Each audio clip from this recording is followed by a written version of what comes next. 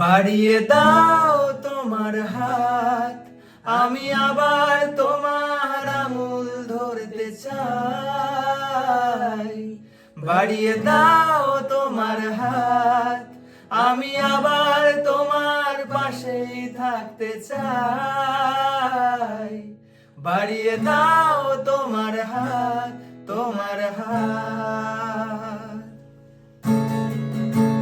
কিভাবে কাছের দেয়াল যেন আটকে থেকে যায়, কখনো ফুরোয় কথা।